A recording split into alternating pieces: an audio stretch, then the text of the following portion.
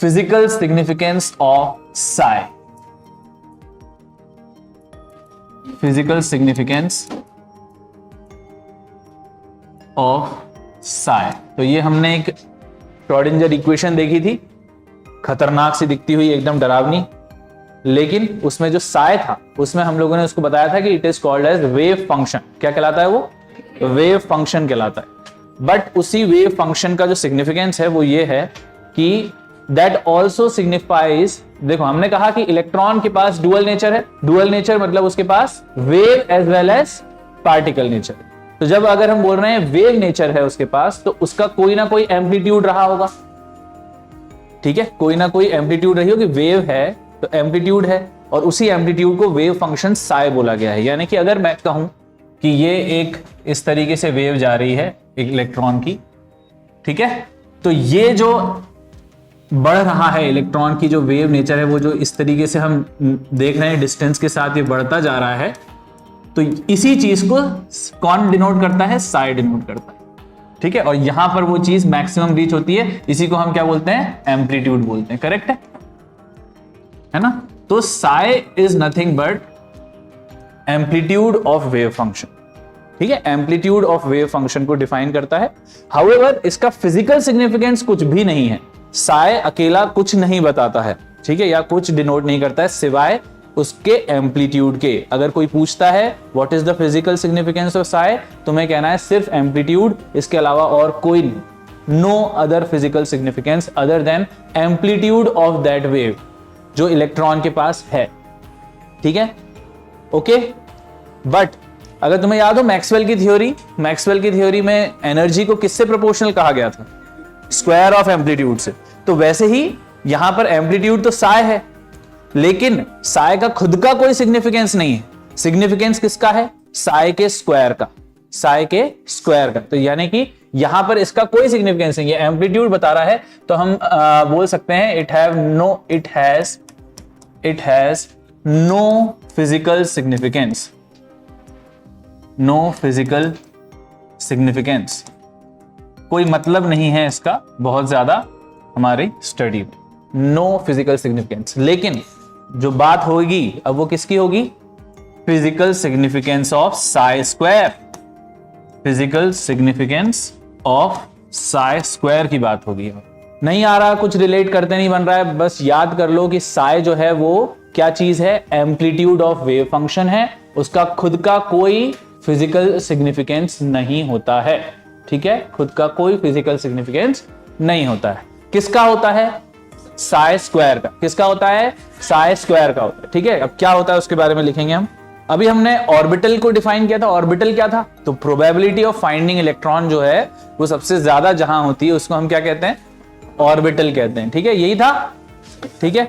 तो उसी को मैथमेटिकली जब निकाला गया कि हर एक पॉइंट पर जब हम न्यूक्लियस से बढ़ रहे हैं x डिस्टेंस पर, y डिस्टेंस पर, r डिस्टेंस पर बढ़ते जा रहे हैं, रेडियस जो है वो बढ़ता जा रहा है और हम उसको देख रहे हैं कि कितनी प्रोबेबिलिटी आती जा रही है, उन सबको हम लोग लिखते जा रहे हैं या प्लॉट करते जाते हैं जब, तो वहां पर वो जो चीज है वो बन करके जो आता है वहां पर, वो बेसिकली क्या दर्शा रहा है?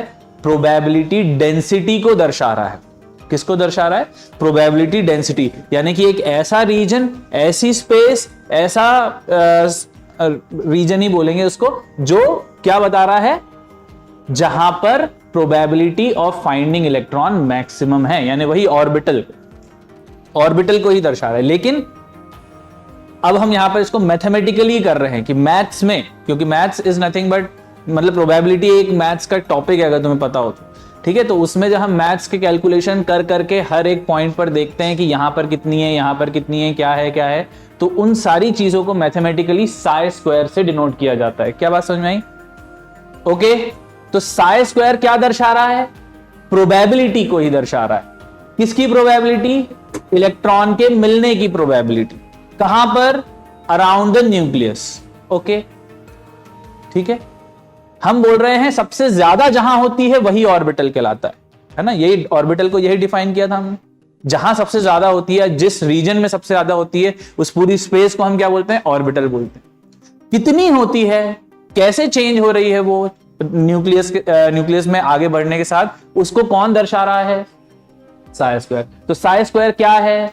Probability of finding electron from nucleus. ठीक है, तो न्यूक्लियस से बढ़ने पर कितनी प्रोबेबिलिटी है उसको कौन दर्शा रहा है? साई स्क्वायर। तो लिख लेंगे इसको, Sai square represents probability of finding electron per unit volume और प्रोबेबिलिटी डेंसिटी इसी को आगे जाकर के जब हम बहुत सारे दूसरे चैप्टर्स पढ़ते हैं तो हम इलेक्ट्रॉन डेंसिटी वर्ड यूज करते हैं इसके लिए। इलेक्ट्रॉन डेंसिटी ज्यादा हो गई, इलेक्ट्रॉन डेंसिटी कम हो गई, तो वही चीज इलेक्ट्रॉन डेंसिटी मतलब प्रोबेबिलिटी डेंसिटी। ठीक है, तो probability density around the nucleus, nucleus के अराउंड संभावना होती है ये। ठीक है, साई स्क्वायर क्या दर्शा रहा है? इलेक्ट्रॉन के मिलने की संभावना को दर्शा रहा है। अब एक टर्म डिफाइन करेंगे हम, नोड लिखेंगे, नोड NODE, नोड लिखेंगे। इट इज द प्लेन और surface, where probability of finding electron,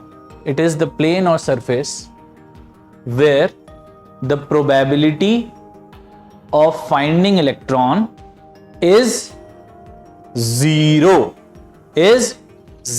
probability of finding electron is zero. मतलब कि नोड एक ऐसी स्पेस और ऐसा रीजन है या ऐसा प्लेन है, कहां पर? न्यूक्लियस के अराउंड या न्यूक्लियस के आसपास, जहां पर इलेक्ट्रॉन के मिलने की कोई संभावना नहीं है। It is impossible to get या find electron in that plane और दैट सरफेस। क्या बात समझ नहीं आती? ओके, तो यहां पर ये चीज ध्यान रखना, ऐसी चीज को, ऐसे पॉइंट्स को, ऐसे प्लेन को क्या बोला जाएगा? नोड बोला जाएगा। ठीक है, नोड इज अ प्लेन और surface where probability of finding electron is zero, electron के मिलने की संभावना शून्य होती है। ठीक है, इलेक्ट्रॉन के मिलने की संभावना शून्य होती है वहां पर। तो इसी इलेक्ट्रॉन के मिलने की संभावना को हम काय से डिनोट कर रहे हैं मैथमेटिकली? साई स्क्वायर से। तो साई स्क्वायर कितना रहा होगा नोड पे? जीरो। तो psi square would have been zero. Psi square कितना रहेगा? जीरो रहेगा। Psi square is equals to zero. तो नोड वो जगह है जहां पर इलेक्ट्रॉन के मिलने की कोई संभावना नहीं होती। Okay, clear? सो अब ये दो टाइप के होते हैं। First, radial node,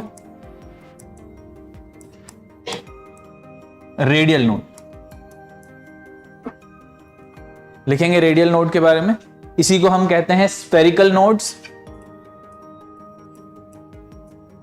spherical node, it is a spherical shell, at a spherical shell at a finite distance. It is a spherical shell at a finite distance from nucleus where probability of finding electron is zero. क्या बोला है? It is a spherical shell. ठीक है, जो nucleus के around बनेगा और कैसा रहेगा? वहां पर क्या खास बात रहेगी? Probability of finding electron zero रहेगा, तभी तो उसको नोड बोला जा रहा है।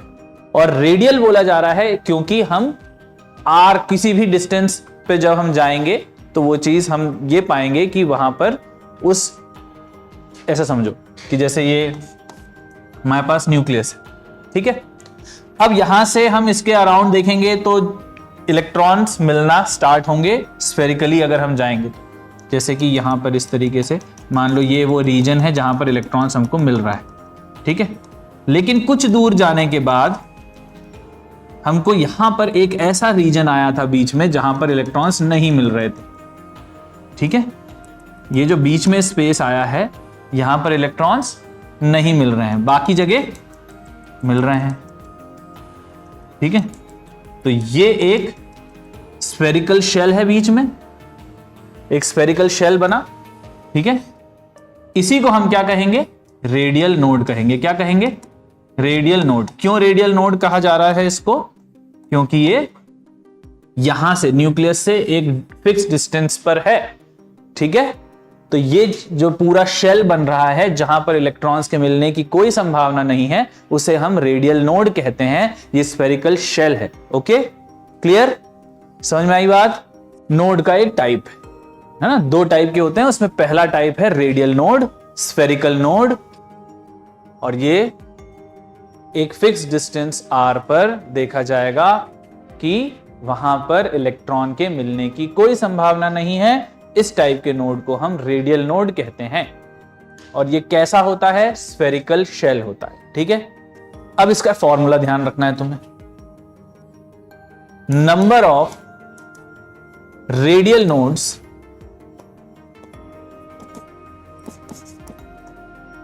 In an orbital,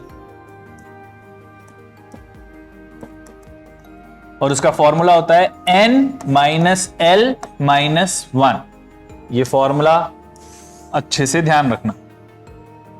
number of radial nodes का formula n-l-1, n-l-1।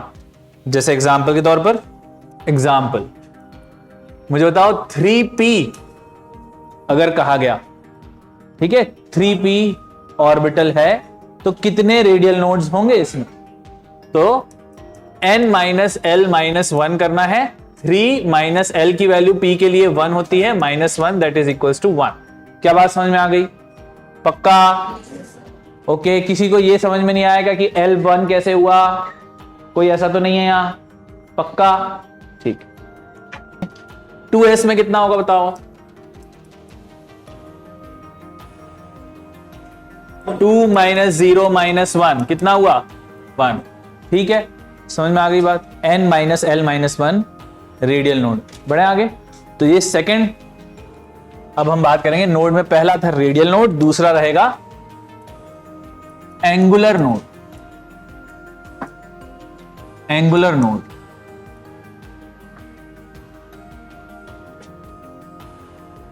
It is a plane और surface passing through nucleus. Passing through nucleus, इस पे अंडरलाइन कर लेना, पासिंग थ्रू न्यूक्लियस पे। Passing through nucleus where probability of finding electron is 0। Where probability of finding electron is 0। Where probability of finding electron is 0। तो ये ऐसा plane और surface है जो कहां से गुजर रहा है? न्यूक्लियस से गुजरेगा। मैं अभी एग्जांपल बताऊंगा इसके, जो न्यूक्लियस से गुजरेगा। ठीक है, और वहां पर इलेक्ट्रॉन्स नहीं मिलेंगे आपको। ठीक है, इलेक्ट्रॉन्स नहीं मिलेंगे। ओके, तो ये मैं अभी एग्जांपल के थ्रू बताऊंगा। तो फिलहाल के लिए हम नंबर ऑफ एंगुलर नोड्स का फॉर्मूला लिख लेते हैं। Number of angular nodes,